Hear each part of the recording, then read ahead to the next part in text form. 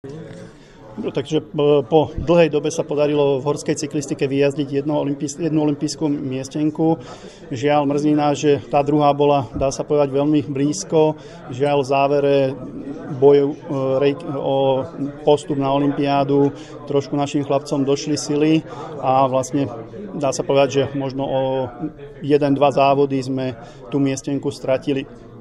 Cestná cyklistika získala jednu miestenku, takže vlastne sa rozhodovalo o jednom mieste, nakoľko Peťo Sagan prejavil záujem o štart v horskej cyklistike, keďže ten cestný okruh nie je až tak vyhovujúci a chce na olympiáde dosiahnuť čo najlepšie umiestnenie.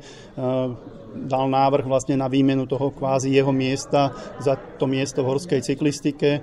Komisia horskej cyklistiky dlho zvažovala túto ponuku, nakoľko jazdci, ktorí sa zúčastňovali, 2 roky bojovali o tú miestenku, hlavne Mišo Lamy, vlastne tým pádom prichádza čiastočne o účasť na olympiáde, ale v prospech lepšieho výsledku a možnosti dosiahnutia lepšieho výsledku zvážila tú ponuku od Peťa Sagana a prijala ju. To znamená, že na cestnú cyklistiku na olympijských hrách by sa mal predstaviť Martin Haring a v horskej cyklistike Peťo Sagan, aj keď ešte podotkol, že uvidí, ako bude sa cítiť po Tour de France. Tour je dlhé, náročné, takže zváži po Tour to svoje nastavenie, aj keď po Tour je tam v podstate 4 týždne, má na prípravu, čo si myslím, že je dosť dlhá doba, a keď bude v pohode, či už fyzickej, psychickej, tak si verí v to, že môže na olympiáde dosiahnuť veľmi dobrý výsledok.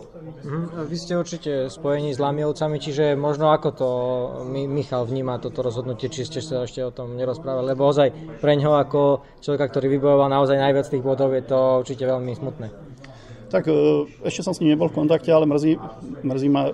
Bolo to rozhodovanie, hovorím, veľmi náročné, proti mnohé veci, že pre koho rozhodnúť, či je to o tej účasti alebo o tom umiestnení na olympiáde a čo nám prinesie ako cyklistike celkovo